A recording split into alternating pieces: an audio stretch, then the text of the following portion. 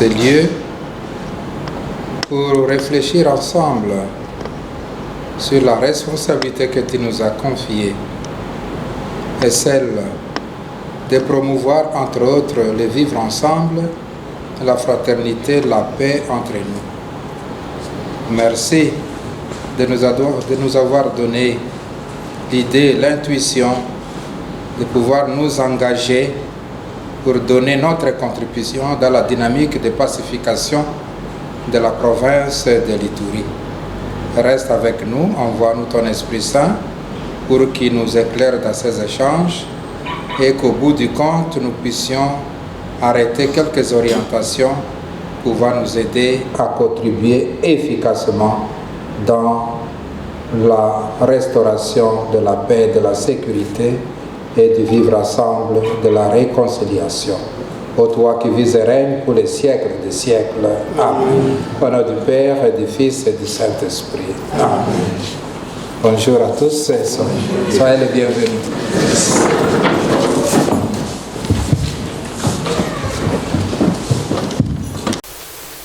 Depuis 2 semaines, ce cadre est mis à la disposition des évêques pour répondre à leurs obligations de tenue des rencontres de divers ordres.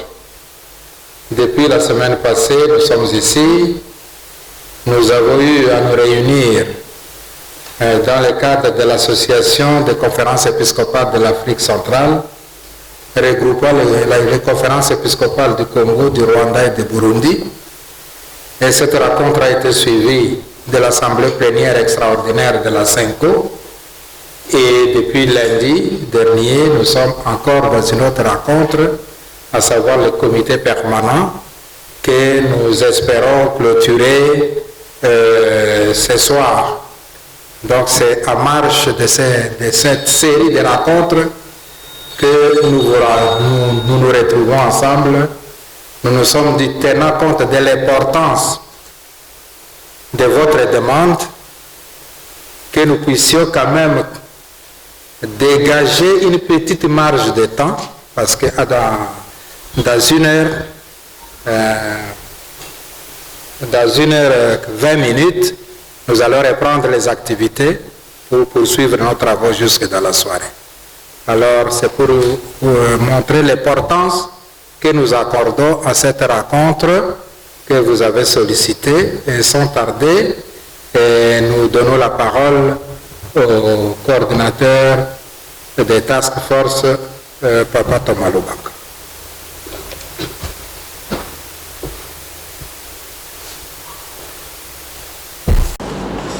Je me trouve très honoré par cette rencontre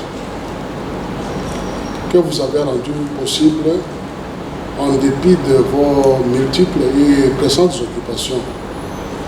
Venez de nous en faire les détails et franchement, nous pensons que pour nous c'est un honneur si dans ces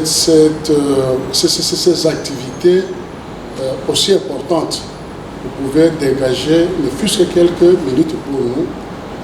Nous en sommes très satisfaits.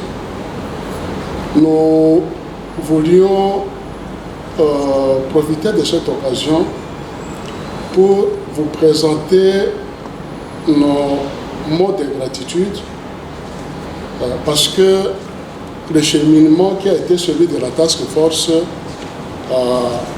nous l'avons effectué avec vous, avec votre bénédiction. Et pour nous, il serait tout à fait inconcevable que tous les efforts que vous avez fournis, toute la bénédiction que nous avons reçue de vos parts ne soit pas, disons, ne bénéficie pas de notre part de ce mot de gratitude. Mais avant de vous le présenter, je voudrais que mes collègues puissent rapidement se présenter. Nous avons vraiment très peu de temps. Si vous pouvez vraiment rapidement vous présenter avant que nous fassions notre petit mot. Nous pouvons commencer par la ligne de gauche.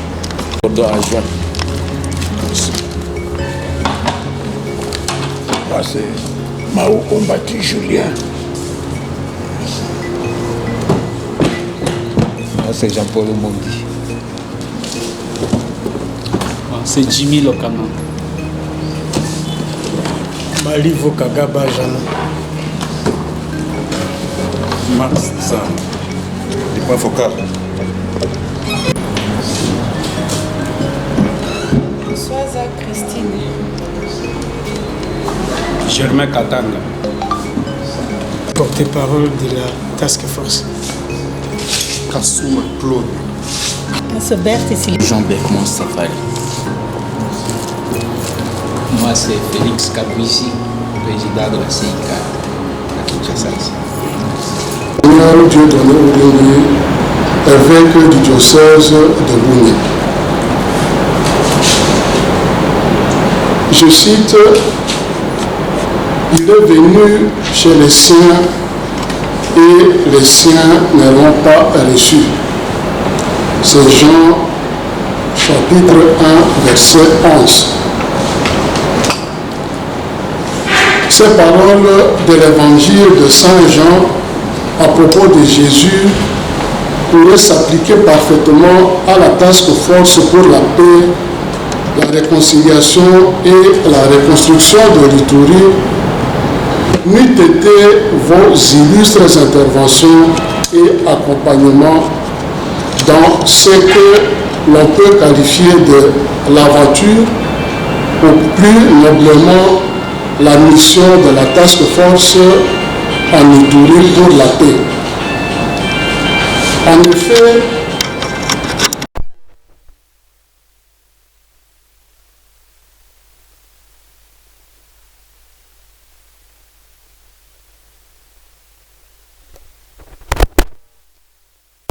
et politique, parfois militaire de l'Itourie, à notre arrivée à Bunia le mardi 28 décembre 2021.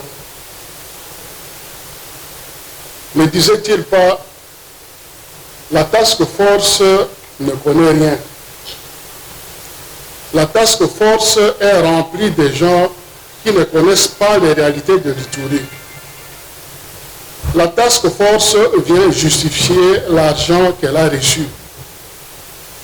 La task force est complice des miliciens car elle vient empêcher les frappes des miliciens par la mutualisation de FARDC et UPDF. Lorsque le travail de sensibilisation entrepris à temps et à contre-temps commençait à prendre, lorsque l'image de l'unité itourienne renvoyée par la task force rassurait la population, lorsque l'engouement suscité par la dite mission en Itourie prenait véritablement de l'envol, voici que 7 de nous vont être pris en otage le 16 février 2022 par des miliciens au déco. Ce triste événement a suscité la compassion et la mobilisation populaire, mais a également relancé les préjugés et le mépris de ceux-là même qui devraient porter cette dynamique de la paix. N'ont-ils pas dit, nous l'avions dit, ces gens ne connaissent rien. Comment des leaders censés connaître les réalités et nantis de la confiance du président de la République se font prendre otages comme des boy scouts? C'est encore un arrangement entre eux avec les miliciens pour se partager les rançons, a-t-on entendu. Et ces propos n'ont fait qu'accroître l'angoisse et la tristesse des otages et de toute l'équipe de la task force. Excellences, mes seigneurs, ces propos, vous les avez entendus autant que nous. Vous avez entendu même ce que nous ignorons. Et si nous vous les rappelons aujourd'hui, ce n'est pas pour vous les faire réentendre, mais pour vous dire que si la majorité et ceux-là même sur qui vous et nous comptions pour nous aider à réussir cette mission nous ont trahis, vous au moins, et vous d'abord, n'avez pas douté de notre mission. Vous avez cru en notre engagement, vous avez cru en notre sincérité. Il serait fastidieux de rappeler tout ce que vous avez fait pour la réussite de notre mission. Le peu que voici l'est à titre illustratif. Monseigneur l'archevêque, vous avez cru à la task force dès que vous en avez entendu parler et vous l'avez encouragé. Vous lui avez donné une dimension itourienne au lieu qu'elle soit une initiative de quelques personnes seulement. Vous avez inlassablement plaidé la cause de la task force auprès du chef de l'État jusqu'à lui faire accepter l'idée de lui confier la mission de pacification malgré les doutes créés par les échecs des missions antérieures. Lors de la mission sur terrain, vous vous êtes employé en toute discrétion à éteindre les petites velléités de la 5e colonne au sein de la task force et vous avez courageusement engagé les autorités provinciales à prêter main forte à la task force. Vos encouragements au téléphone ne nous ont jamais manqué tout au long de notre mission. Et lorsque nos collègues ont été pris en otage, vous avez mobilisé les sommités de la République, résidence, primature, afin que leur vie soit épargnée et qu'ils recouvrent la liberté. Vos plaidoyers sont allés jusqu'au ciel car vous avez pu mobiliser toute la chrétienté catholique de l'ex-province orientale à travers l'Assemblée de la province ecclésiastique de Kisangani, Aser Pekis en abrégé, pour que les fidèles catholiques élèvent des prières pour le retour de la paix en Ituri. Et cela a été fait avec grande ferveur à travers tous les 9 diocèses de l'espace Grand Oriental. Quant à vous, Monseigneur Dieudonné, vous avez accueilli et adopté avec enthousiasme la task force dès notre première visite. Et depuis lors, vous ne nous avez plus laissés. Vous nous avez fourni des précieux détails sur la situation de l'Ituri que vous étiez les seuls à détenir et qui nous ont énormément aidés à recadrer notre mission. Vous avez efficacement accompagné notre mission en continuant votre dénonciation des crimes commis avec votre courage prophétique dans une rhétorique dont vous êtes les seuls à détenir les secrets et qui se propageait comme une vague à travers les rues et les vallées de l'Ituri. Lorsque nos membres ont été pris en otage, c'était pour vous comme si, et même plus, que des membres de votre clergé qui étaient pris en otage. En effet, outre l'hospitalité risquée qu'a offert la paroisse de Bamboumine, aux Monneries, aux membres de la task force, vous avez multiplié les voyages de réconfort à nos collègues rescapés de la prise d'otage. Et ces voyages étaient accompagnés des interpellations courageuses qui vous exposaient à la colère des ravisseurs, mais poussés par votre courage prophétique, vous vous oubliez pour nous. Saisissant au bon l'occasion de prière pour la paix décidée par la Septis, on vous a vu parcourir les rues de Bunia, chapelet à la main, et drainant derrière vous une foule immense de chrétiens catholiques, implorant l'intercession de la Sainte Vierge pour la libération des otages et pour la paix. Et le miracle s'est produit. Nous en sommes convaincus. Oui, avec vous, nous avons expérimenté ce miracle. Car l'un après l'autre, jusqu'aux 4 derniers que Codeco jurait de ne jamais libérer, les otages sont sortis de leur filet comme l'oiseau qui s'échappe du filet de l'oiseleur. Et lorsque les otages ont été tous libérés, vous avez ordonné une messe d'action de grâce dans toutes les paroisses du diocèse de Bunia pour remercier le Seigneur de ses bienfaits exceptionnels à l'endroit de nos collègues. Excellence, le Seigneur. Il serait fastidieux d'énumérer le soutien que vous avez apporté à la task force. Et comme cela a été mentionné plus tôt,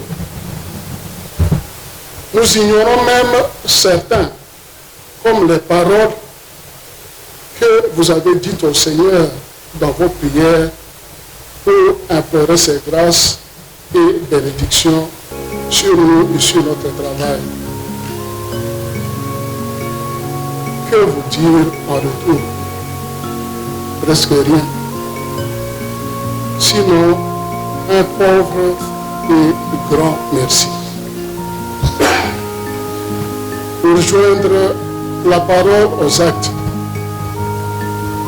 veuillez accepter, Excellence, ces pauvres actes de reconnaissance que nous vous avons préparés comme les paroles de Jésus, qui, ne sachant quoi offrir au temple, s'était muni de tourterelles. Nos sincères remerciements et nos profonds respects. Merci.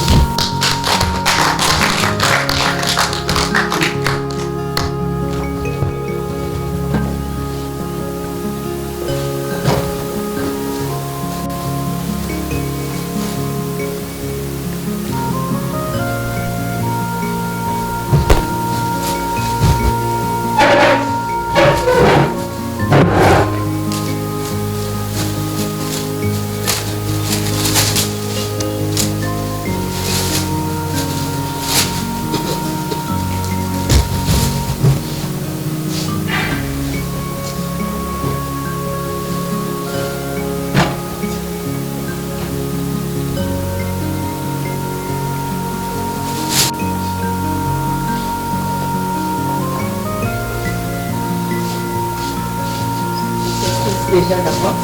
Merci. Merci.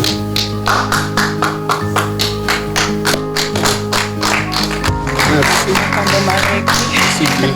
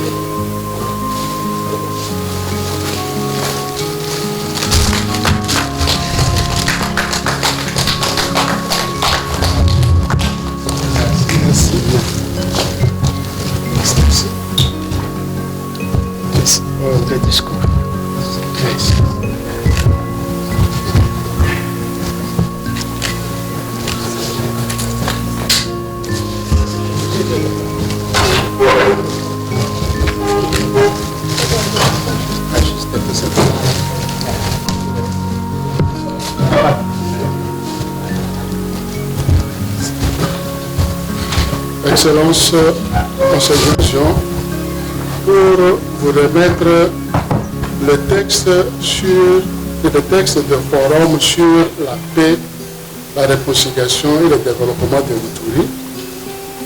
C'est une question que nous avions discuté avec vous avant notre voyage à Ituri. Nous pensons que vous en avez encore parlé après, avec ceux qui étaient ici à Kinshasa, mais aussi avec notre secrétaire exécutif.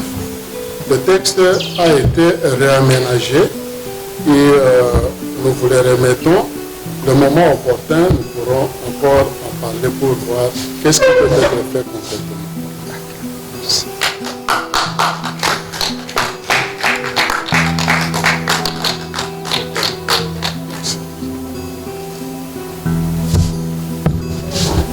Voilà un petit geste minable, mais plein d'amour et plein d'émotions que nous voudrons vous présenter, parce que pour nous, c'est un devoir que nous ne pouvons pas nous départir. Merci. Nous avons offerte pour nous retrouver ici dans ce cadre de Caritas du développement, Caritas Congo, pour, n'est-ce pas, partager tous nos sentiments que nous avons pu garder depuis tout ce temps-là, depuis votre arrivée à Bunia et toute la mission que vous avez pu accomplir à Bunia et dans les environs. Nous sommes très heureux de cette rencontre puisque cela nous rappelle ces temps forts. Comme vous le savez, nous vivons cette situation en répétition. En répétition. Depuis 98, 99, 2002, 3, 4, nous avons vécu des situations difficiles. Ces conflits sociaux à l'époque. À l'époque, nous avons beaucoup travaillé.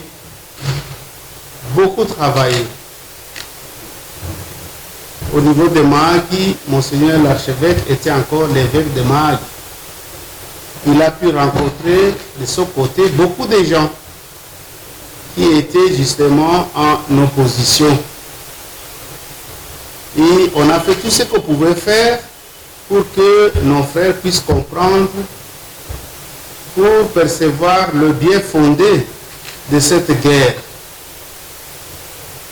Ils ont essayé de comprendre, mais pas totalement.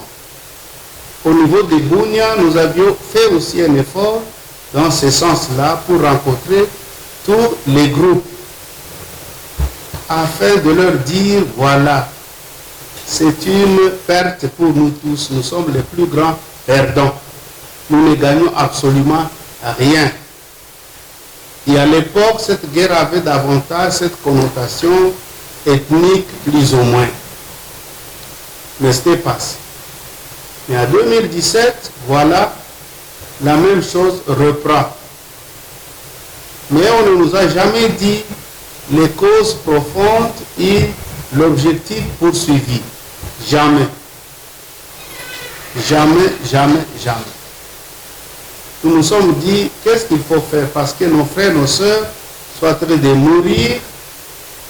Nos centres, le territoire d'Njougou particulièrement, le territoire d'Irum aussi, sont en train de disparaître petit à petit parce que les infrastructures sont détruites systématiquement.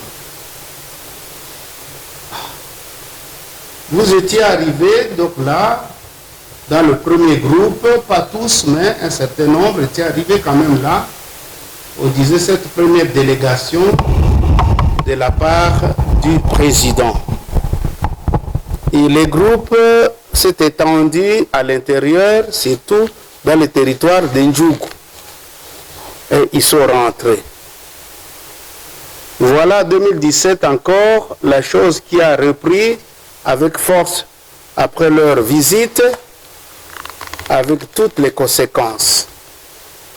Nous vous avions déjà dit, nous sommes allés à Jiba. Nous sommes allés aussi à Drodre. à Fataki, à Mongwalu, à Bambou, pour essayer de rencontrer ces gens-là dans le cadre, bien sûr, de notre mission pastorale. C'était lors des confirmations qu'on administrait aux jeunes. On en a profité pour rencontrer l'un ou l'autre. C'est ainsi qu'à Jiba, nous avons rencontré, n'est-ce pas, le responsable qui s'appelle, je pense, Charité. Hein? Charité, je pense. Charité avec sa porte-parole. Alors, à Fatak, je n'ai pas retenu leur nom directement comme ça, ni à d'autres, mais là, à Bambou, c'était davantage lors de la prise en otage. Et on a rencontré ainsi, n'est-ce pas, le général Kadogo avec Ndrodza et aussi Rem. On a échangé, on a essayé de leur dire que c'était des pertes énormes. On a bien dit que ce soit à Jiba, tout comme à Bambou, je leur ai demandé devant les curés, tout ce monde, vous avez gagné quoi? Dites-nous. Et puis, quel est votre objectif? Vous poursuivez quoi? Vous voulez atteindre quoi? À tuer vos propres frères en détruisant vos propres infrastructures. De tel point, je leur ai dit même, je suis convaincu que vous n'êtes pas les enfants d'Ndjougou. Parce qu'un enfant d'Ndjougou qui détruit Ndjougou et qui tue ses frères et ses sœurs d'Ndjougou, personne ne peut admettre cela.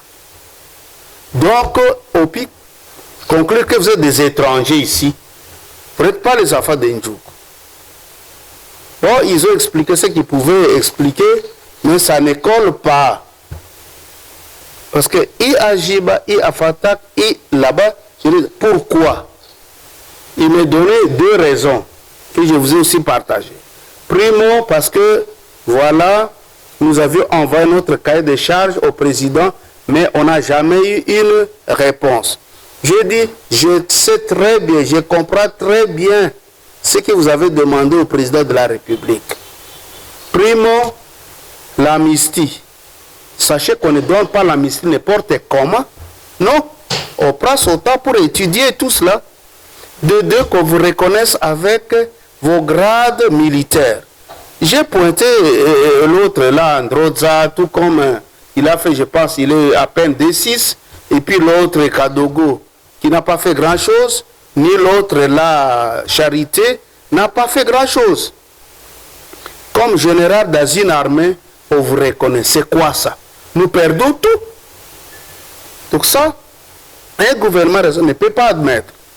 Troisième, vous avez demandé l'appui matériel pour les personnes qui veulent abandonner la guerre, veulent rentrer chez eux. J'ai dit, ça, le gouvernement provincial comme nation peut encore vous accorder pour vous installer, reprendre la vie. Alors, ici, pourquoi en otage vous avez pris ces gens? Non, parce que nous étions encore en dialogue. C'est alors qu'on va jeter des bombes non loin de là. Nous avons compris que c'est nous qu'on a attaqué. Et donc, on ne vous a pas dit ça? Bon. Alors, il dit, la solution n'est rien d'autre que la libération des otages. Parce que ce sont les enfants du milieu de Ndjougou qui sont venus avec d'autres de l'extérieur, mais qui sont venus parler de la paix. Pas d'autre chose. Et pourquoi vous brisez leur élan, leur mission ici? Ça ne se comprend pas, vous devez seulement les libérer, point et trait. Il n'y a pas d'autre solution, la libération de ces ODM. Évidemment, comme vous le savez, ils étaient divisés entre eux aussi. Parce qu'ils voulaient de l'autre main tirer des profits à gauche, à droite. Certains étaient d'accord pour les libérer, mais d'autres non, attendons et puis jouer léger. Donc tout cela. Bon, qu'est-ce qu'il faut dire pour ne pas prendre beaucoup la parole? Votre mission était noble. Noble, risquée et tout cela. Parce qu'en fait, vous aimez l'Ituri. Si nous perdons l'Ituri, on perd tout. Vous, originaires de l'Ituri, et tous nos frères qui sont venus d'ailleurs, qui sont joints à nous aussi, donc sont allés là d'un seul cœur pour ramener la paix. Mais malheureusement, il y a des complicités de haut niveau. Au niveau politique, il y a beaucoup de complicités. Au niveau des personnes d'affaires, les gens qui font les affaires, les commerçants, c'est eux qui sont en dessous et qui jouent leur jeu. Spécialement, ils ont joué leur jeu autour de de l'otage. Ils ont joué. Mais avant cela, avant votre arrivée déjà aussi, on nous a informé que vraiment, chez nous, nous payons ce que nos propres frères de l'Ituri jouent comme mauvais jeu. Des politiciens de chez nous et aussi les hommes d'affaires de chez nous. Et au niveau national, provincial comme local.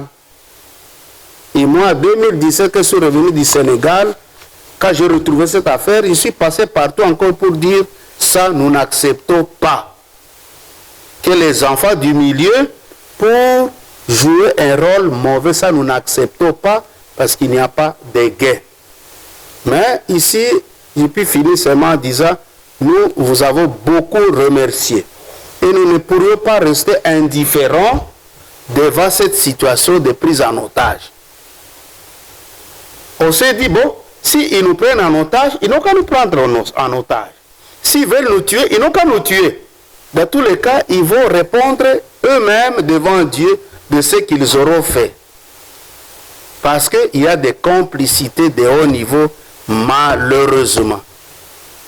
D'où c'est arrivé, maintenant il faudra qu'on puisse chercher qu'est-ce qu'on peut faire exactement. Nous sommes en train de réfléchir sérieusement avec monsieur l'archevêque, nous-mêmes localement, nous voudrons vraiment trouver quand même, malgré tout, un temps de rencontre avec les différents groupes.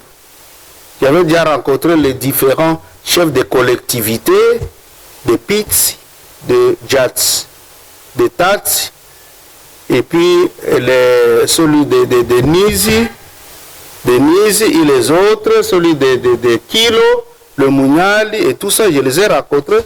On a réfléchi. Mais maintenant, il faut qu'on trouve comment aller rencontrer ces mêmes personnes là-bas, qui sont à l'origine de ce que ça se passe, ou les acteurs de ce mal. Pour qu'à un moment donné, on prépare un forum, un moment de rencontre, d'abord entre eux pour dire toutes les vérités, comme ils ont pu essayer de faire à Panoma là-bas. À Panoma, ils ont pu se rencontrer là-bas. Beaucoup d'autres aussi se rencontrent aussi. Mais à un moment donné, tous ensemble, qu'on puisse se rencontrer. Et cela, les représentants des Codeco, ou des Zaïre, ou Chinakilima, ou FRP, qu'on se rencontre ensemble pour dire clairement devant tout le monde les mobiles de ce qui nous arrive. Et trouver des solutions ensemble. Voilà un peu.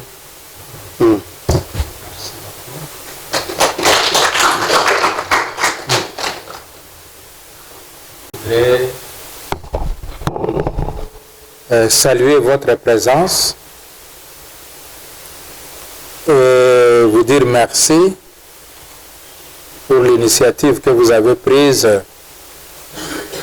de venir à quelque sorte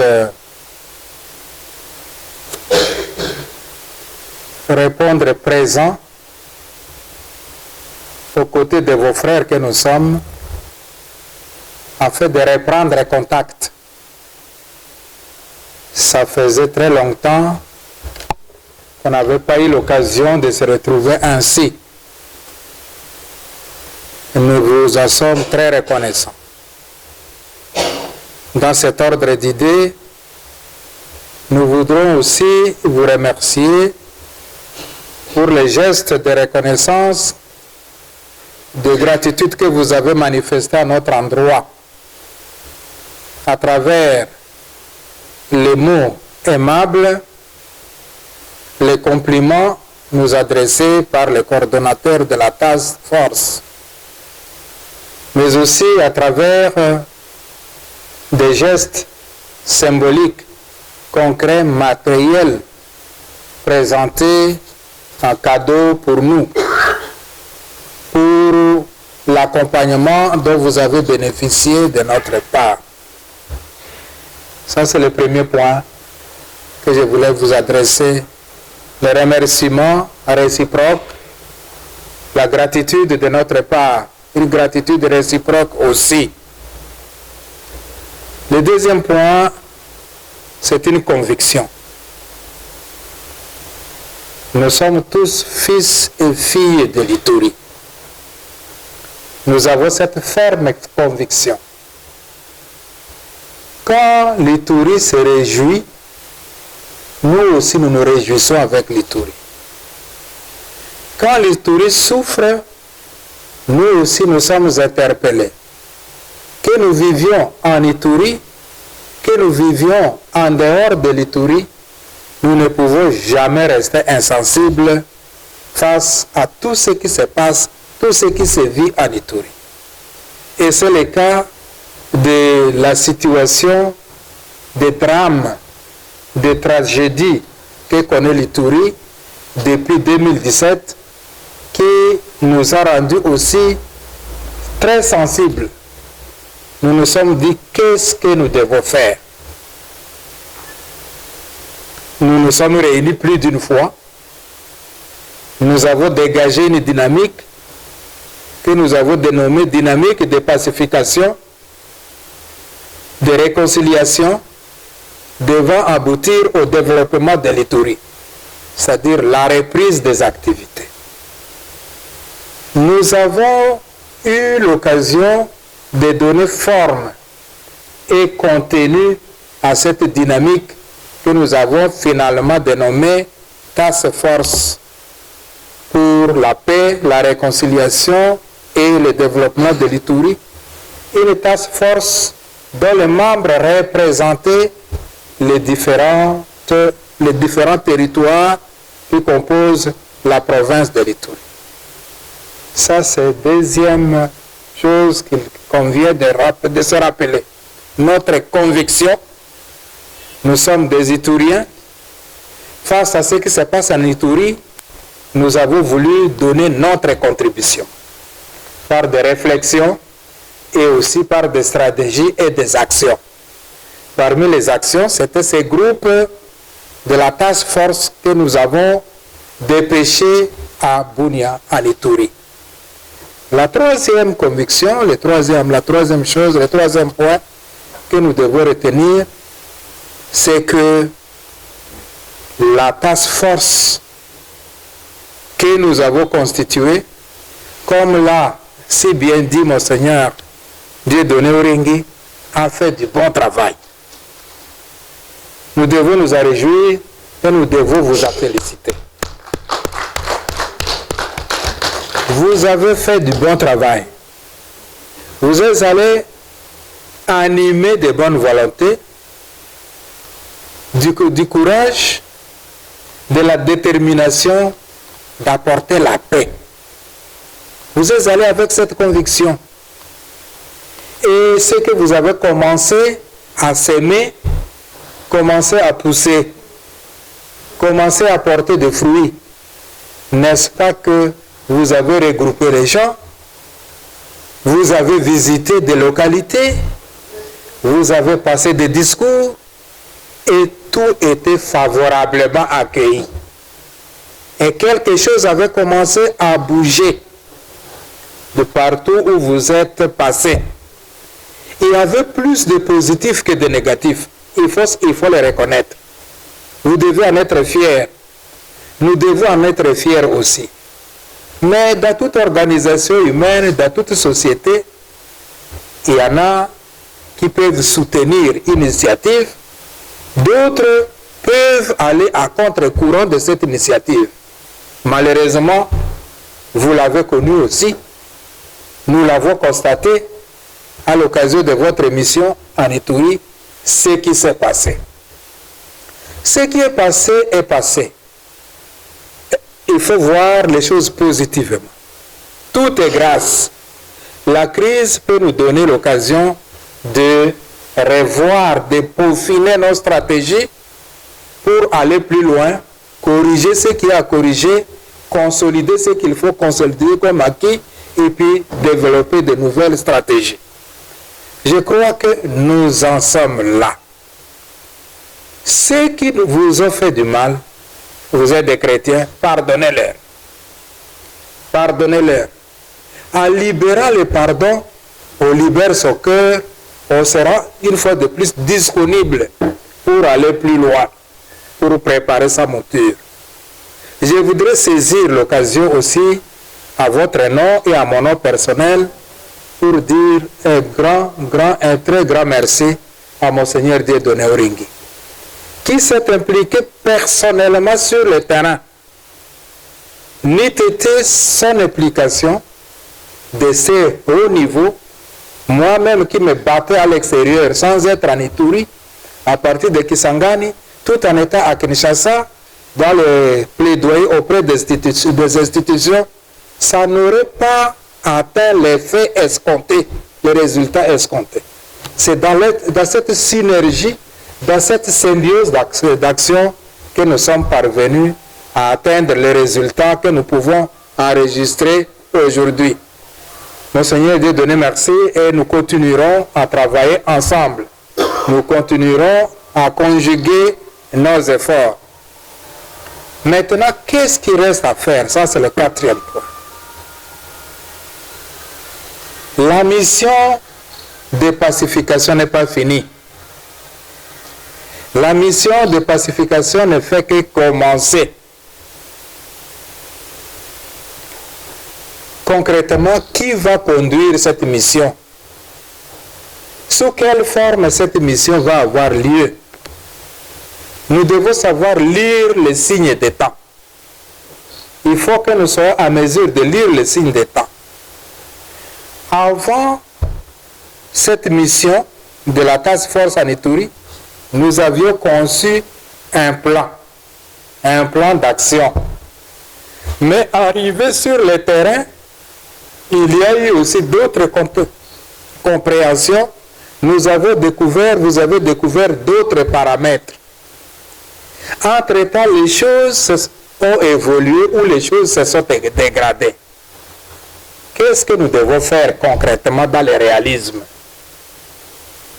Nous devons garder à l'esprit notre souci de voir l'Ituri pacifié. Ça, nous devons le garder à l'esprit. Et pour y parvenir, nous devons participer au mécanisme, aux dynamiques. Participer comment? En étant en Ituri ou en étant à l'extérieur, cela ne dépend pas de nous. Mais ce qui est certain, c'est qu'en étant de la position que nous occupons aujourd'hui, personne ne peut nous empêcher de donner des messages, de donner des orientations à partir de Kinshasa, à partir de Kisangani, à partir de n'importe où. Personne ne peut nous en empêcher. Continuons d'agir positivement sur l'Ituri. Il faut continuer d'opérer chacun à la place qu'il occupe, chacun avec les réseaux, les carnets d'adresses qu'il a, les réseaux de relations qu'il a. Continuons à influer positivement sur ce qui se passe en Ituri. Il peut arriver que qu'on puisse avoir besoin de nous, pour organiser quelque chose de plus que ce qui se fait maintenant. Maintenant, au niveau de l'Ituri, il y a des rencontres dans les communautés, dans quelques communautés. Nous les saluons. Quand une délégation était venue de l'Ituri vers ici, et ils nous ont présenté les initiatives locales qui se faisaient, nous les avons encouragés à aller de l'avant. C'est déjà une façon d'intervenir. S'il plaisait aux décideurs de permettre que ce forum tant souhaité puisse se tenir en Ituri avec l'implication de tous, en confiant le leadership à la task force, nous serons, je dirais, les plus heureux. Parce que nous ne partirions pas de rien. Nous avons déjà des dossiers, nous avons préparé la matière. Pour ça, je vous en félicite. Mais si on ne recourt pas à nous directement pour le pilotage, qu'à cela ne tienne, Que cela ne nous dérange pas, pour nous l'essentiel, c'est la pacification de l'Ituri. Avec nous, avec les autres, avec le leadership d'une équipe qui n'est pas la nôtre, qui n'est pas nous, ça nous importe peu. Donc nous devons être prêts en tout à pouvoir continuer à influer positivement sur l'Ituri. Voilà un peu ce que je voulais vous donner comme information, parce que nous devons tenir compte des nouvelles donnes. Que pense l'autorité gouvernementale? Que pense la présidence de la République? Que pense l'autorité provinciale par rapport à cette dynamique d'un forum éventuellement à organiser? Ce que nous savons, de notre côté, nous sommes prêts. Nous nous sommes préparés, nous nous préparons pour rendre effectif ce forum. Tout ne dépend pas de nous, mais soyons prêts. Nous savons aussi du côté du gouvernement, il y a un programme qui existe, PDDRCS. Ils ont dans ce programme, entre autres aussi, parmi les points à organiser, ce sont des réunions, des rencontres. Il y a ça aussi. Du côté provincial, au niveau provincial, il y a aussi des initiatives qui se font. Soyons prêts à tout moment. Si les initiatives provinciales portent des fruits, tant mieux, nous allons encourager. Nous allons encourager. Si au niveau des programmes DDRCS, il y a ce genre d'initiative de pacification et qu'on veut le faire avec nous, nous sommes prêts. Si on veut le faire sans nous, nous sommes prêts aussi, pourvu que l'objectif à atteindre soit la pacification. Si on revient vers nous, nous sommes prêts. Voilà un peu ce que nous pouvons vous dire aujourd'hui. Et présentement, nous accueillons les doléances que vous avez soumises à notre disposition et nous allons exploiter les dossiers et nous allons l'utiliser à bon escient. Alors, il reste quand même une chose. Ça, c'est le cinquième point. Vous avez fait une mission. Vous avez été envoyé par une autorité. Vous êtes revenu de cette mission qui n'a pas été achevée pour des raisons évidentes. Mais en cette étape, il est important qu'un rapport soit fait. Un rapport de mission soit élaboré. Comme vous êtes allé, dans quel contexte, qu'est-ce qui s'est passé, quelles sont les difficultés que vous avez encourues, que vous avez enregistrées, quelles sont vos propositions ou vos suggestions. Je crois que ça, c'est très important. Ces rapports, nous en avons besoin. Vous pouvez, à travers la coordination, les transmettre à qui des droits directement, ou vous pouvez passer par notre modeste personne pour que cela parvienne à qui des droits, au niveau provincial et au niveau national. Voilà la dernière question ou la dernière chose que je tenais à vous communiquer. Je vous remercie de votre aimable attention.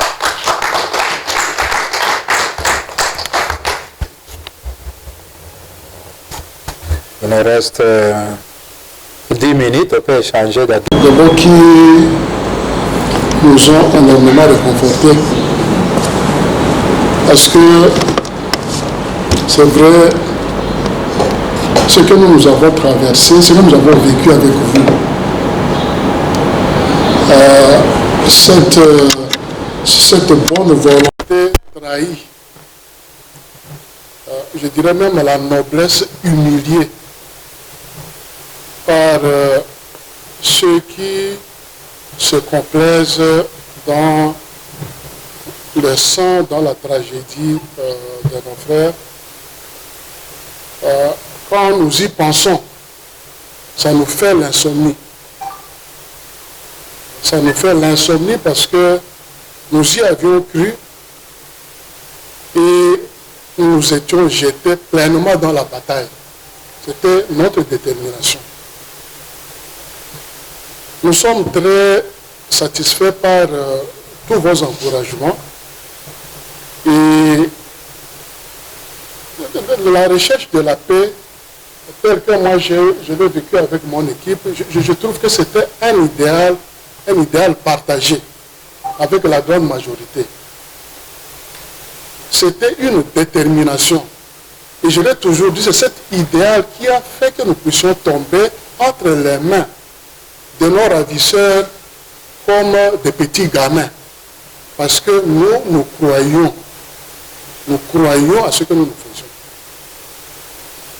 Et que si aujourd'hui, demain, de quelque manière que ce soit, nous pouvons participer à des activités qui peuvent ramener la paix en Ituri, nous restons prêts. Ce n'est pas forcément que le leadership soit confié à la task force. Ce qui est important, c'est les résultats que nous voulons obtenir pour l'Ituri. C'est pour cette raison que nous nous étions engagés dans ce travail. Et nous serons tous heureux avec vous, avec tous les acteurs, que ensemble nous ramenions la paix en Ituri et que nous puissions applaudir cette réussite en nous embrassant tous les Ituriens et tous ceux-là qui auront contribué à cette paix. Merci infiniment. Le rapport est prêt. Le rapport est prêt. Nous l'avions élaboré en 2 temps. Un rapport synthétique, mais aussi un rapport détaillé. Nous allons voir dans quelle mesure nous pouvons vous le remettre de façon à ce que, parce que vous n'êtes pas étranger à la task force et que les rapports de la task force remis entre vos mains ne sont pas entre les mains des étrangers, bien au contraire. Donc, cela nous allons le faire le plus rapidement possible et vous allez les lire, mais vous allez aussi nous aider, comme vous l'avez si bien dit, à de faire parvenir là où ça peut être utile à la société congolaise. Merci. Nous ne pouvons pas abuser de votre temps et nous allons nous libérer avec vous. Merci infiniment.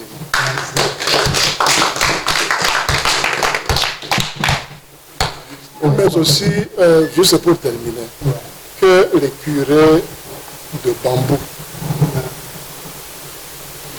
reçoivent par votre entremise mon remerciement le plus sincère. La task force, même sous une autre appellation, viendra les remercier un jour parce que ça a été formidable, Bambou. Merci.